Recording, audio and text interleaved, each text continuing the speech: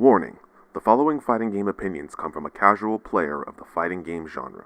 Thoughts expressed in this video do not represent the hive mind community. Viewer discretion is advised.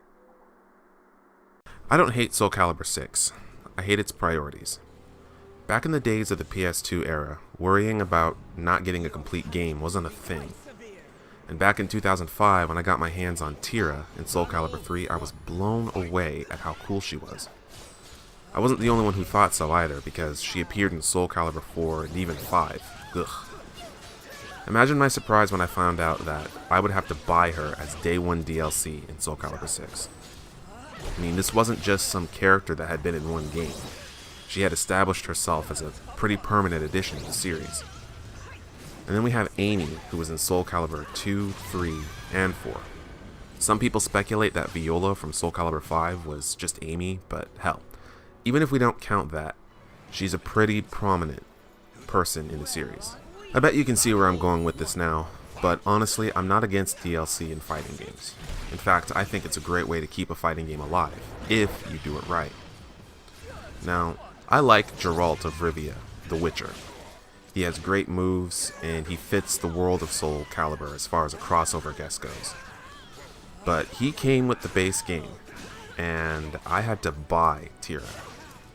Buying 2B makes sense, even though she doesn't really fit in lore-wise and she's obviously a crossover character. Spending money on her, fine, sure, whatever. But two mainstay characters got bumped to DLC status, and it just baffles me. And then we have the Create-a-Soul, the custom characters that can be made and shared across the player base. That's a really cool addition, it's a cool feature. It's a shame that I can't use it unless I buy all of the Create-a-Soul parts. That's right, if you don't own all of the DLC, there's a good chance that most, and I mean most, of the creations created by other people are unavailable to you. But they have no problem showing off all of the cool creations that you can't have to try and tempt you into opening up that wallet. This is Soul Calibur, for crying out loud. This is the stage of history.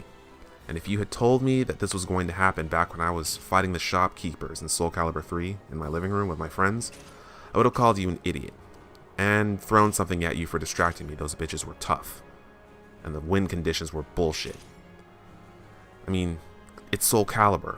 I know the story, the tale of the two souls. They even fucking say that it's a tale eternally retold. I came to this stage, the stage of history, for the extra features, and most of them are now tied to some nonsense. I'm afraid of the online mode because people are fighting with goddamn geometry, and Bamco didn't have the foresight to see it coming, or to fix it soon enough. People are taking all of the original characters and making them the size of Astaroth so they can have more reach.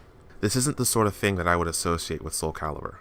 They have a higher pedigree, and I've always held Soul Calibur to a higher standard. But I have been disappointed in a different way every single game since 3. And when it came out that Soul Calibur 6 was going to be at EVO, I couldn't have cared any less, because I feel like the game was rushed out specifically for the esports crowd, who, by the way, have changed from a group I was rooting for to a group that I wish would shut the holy fuck up. But that's a video for another time. And don't worry, that time is in the next few days. So let me know what you guys think of Soul Calibur and fighting games in general down in the comments, and be sure to check back later for some more content. I'll see you guys later.